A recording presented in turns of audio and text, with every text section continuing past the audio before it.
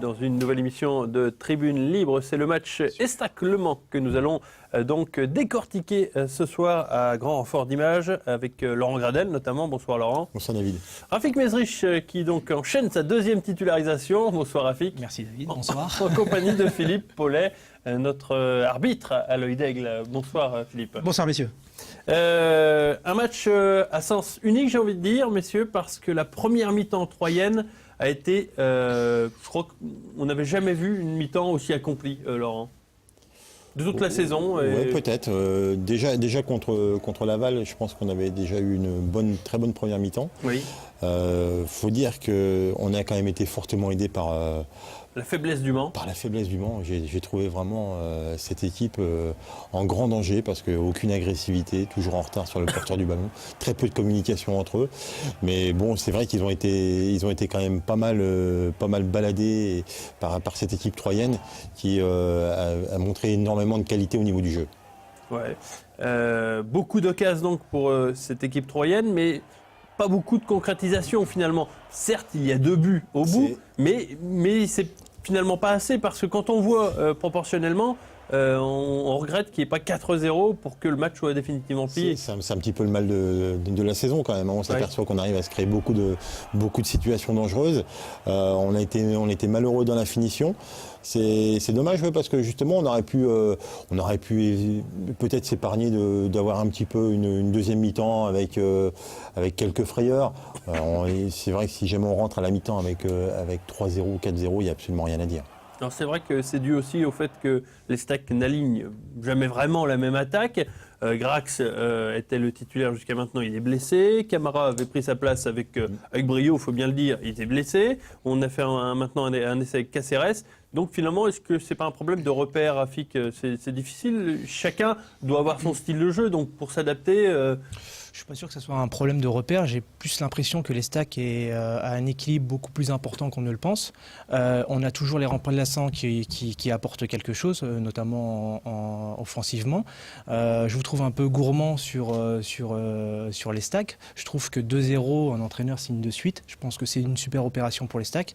Certes, on n'a pas mis les occasions au fond, mais le plus important, c'est de s'en procurer. Je pense que l'Estac s'en est procuré pas mal.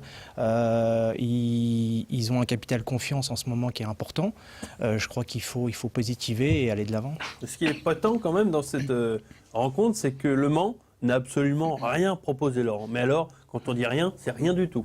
Ouais, c'est bizarre parce qu'on voit quand même c'est une équipe qui est complètement en manque de confiance, hein, et puis avec un entraîneur qui était complètement désabusé, hein, en première mi-temps. On a vu Zanko, le pauvre, ne savait pas comment réagir, que faire face à une équipe qui était aussi résignée.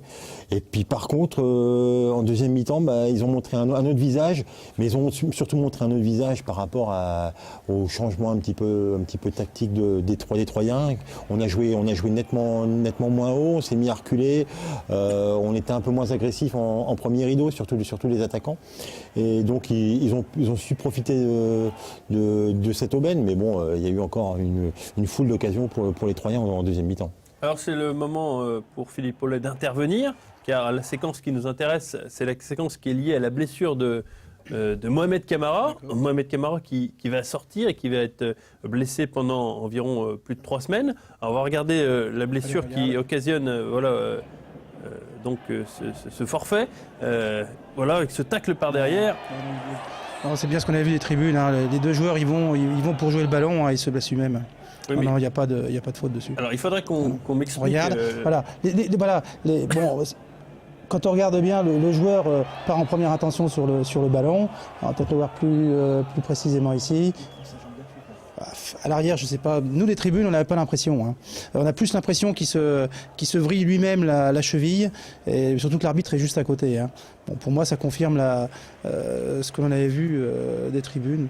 Pour moi, non. Hein, et l'arbitre a eu raison bon, c'est malheureux parce que le joueur est blessé. N'y a-t-il pas une règle dans le football qui dit qu'un tacle par derrière doit être réprimandé? Oui, mais le tacle là n'est pas effectif. Là, il est dans le jeu. Hein. Donc l'arbitre, pour lui, l'a jugé comme régulier. Hein, parce que bon, l'arbitre est quand même près de l'action. Hein.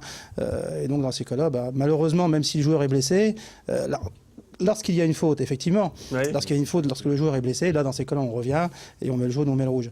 Mais là, quand on regarde sur l'action, et d'ailleurs, on voit bien le joueur qui a sa jambe qui part, qui vrille à l'arrière, surtout qu'ils y vont tous les deux, hein. Il n'y a pas l'intention de faire mal. Il n'y a pas l'intention de faire mal sur le joueur. Laurent et Rafik, je vous prie de démonter cet argument. Moi, j'étais surpris que ce soit la cheville. Moi, je pensais que c'était au niveau des adducteurs. Ouais, c'est vrai. On en avait parlé à la mi-temps. Et c'est vrai le que prend pas, hein. moi, je pensais Il que le prend c'était. Ouais, Regarde, il le j'ai prend pas pas, vu vraiment faute Voilà. non plus. C'est. Et sur les D'ailleurs, images et regardez, l'arbitre est bien Il y a- placé. Hein, Il y a contact, il y a peut-être peut-être un contact, petit mais contact. le contact n'est pas Non. violent. N'est pas violent et en plus, le joueur n'y va pas pour faire Voilà. mal. Voilà, quand on regarde bien, d'ailleurs, le joueur du essaie monde de passer. Il essaie de Attention, passer. il y a Rafik qui boue là. Ah, parce qu'il Oui. essaie de passer devant le. Laissez Rafik s'exprimer parce qu'il boue là. Non, je parle en connaissance de cause parce que j'ai été aussi blessé gravement à la cheville. Et je ne sais pas si vous regardez, mais sur les images, on voit réellement que le joueur du Mans prend la jambe d'appui et tourne et fait vriller le pied de Camara. Intentionnellement ou pas, moi je suis du même Non. avis que Rafik. Pour moi, hein. c'est pas intentionnel. Il y a même pas de. Il y a plus la maladresse des deux joueurs. Même si c'est maladroit, ça doit être sanctionné. Ah non. Du moment que l'arbitre. Il arrive par derrière. Non mais on peut arriver par derrière, peu importe. Du moment pour lui, dans l'idée que l'arbitre, que le tacle il est régulier, hein, ou que c'est une maladresse, il n'y a pas de sanction. Après, c'est le jugement, naturellement, c'est l'interprétation de l'arbitre. Si l'arbitre avait jugé qu'il y avait une faute de la part du joueur du Mans, d'autant plus qu'il est, on voit, il a 3-4 mètres maximum. Mais ça quoi. coûte encore à un Oui, attaquant. mais ça, c'est le problème de la maladresse, de l'engagement des deux joueurs. Et après ça, on ne peut pas sanctionner quelqu'un s'il n'y a pas faute. Si l'arbitre, dans son esprit, ne reconnaît pas la faute. C'est toujours pareil. C'est pas parce qu'on a une blessure, malheureusement, la blessure est malheureuse, c'est clair, la blessure est malheureuse. Mais lorsque dans l'esprit de l'arbitre, il n'y a pas faute, eh bien, on ne peut pas sanctionner les joueurs. A contrario de l'action comme on a vu donc sur le match où l'arbitre laisse l'avantage et revient et sanctionne le joueur parce que justement il y avait une conduite antisportive et il l'avertit. Donc là, dans l'esprit de l'arbitre, il n'y avait aucune confusion de toute façon. Il est à 2 mètres de l'action. Après, on en a rediscuté. Donc là-dessus, il n'y a pas de.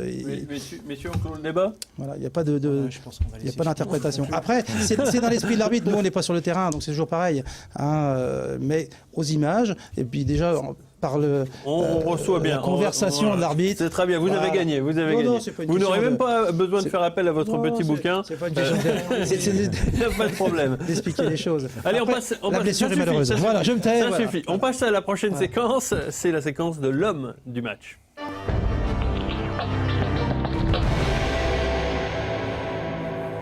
Et c'est clairement Raphaël Caceres, l'homme du match, car il est donc rentré à la place de ce même Momo Camara. Il marque un but et il donne une passe décisive. Je crois que ça méritait qu'il soit l'homme du match, Laurent. C'est surtout le fait que ce soit un joueur qui ne soit pas en confiance du tout actuellement. Il n'avait pas marqué depuis le 20 septembre fait. dernier. 20 septembre. En ayant loupé pas mal d'occasions franches Ouais. sur les dernières prestations qu'il avait faites. C'est bien pour lui. Peut-être une prise de conscience aussi, l'absence de Grax.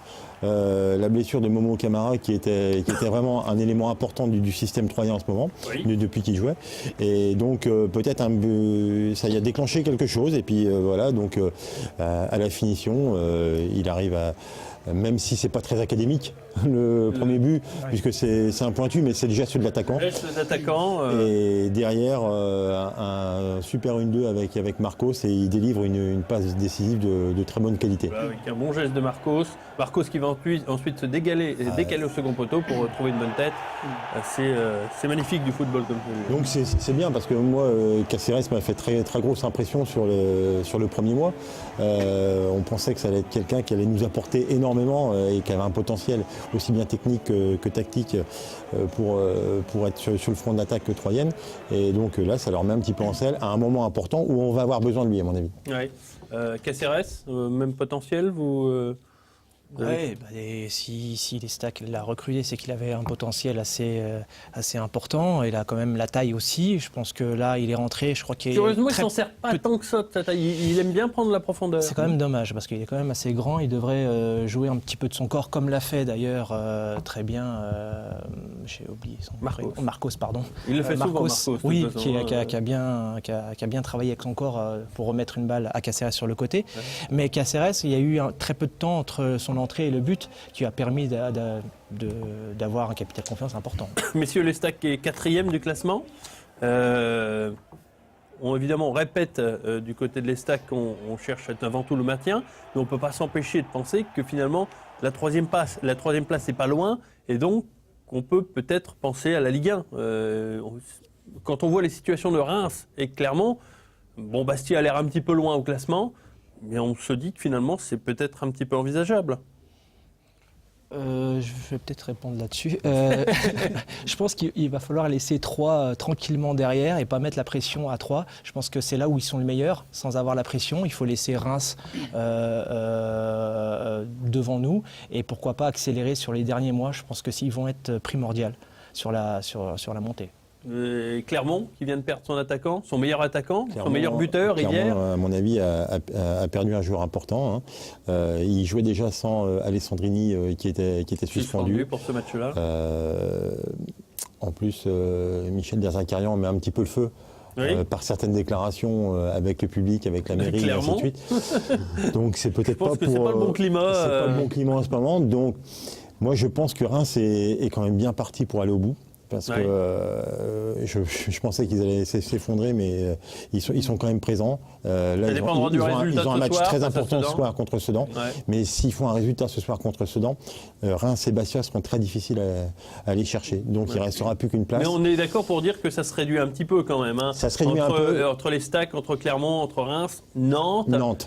Sedan semble hors du coup, surtout quand on a vu le match contre Sedan, à Sedan. Attention à ce soir. Hein. Mais Nantes, ce soir, oui. Il faudra donc. Parce que ça peut repartir ce soir. Hein. Si Sedan bat Reims, ça peut relancer. Hein. Surtout qu'un derby, généralement, ça attise les convoitises.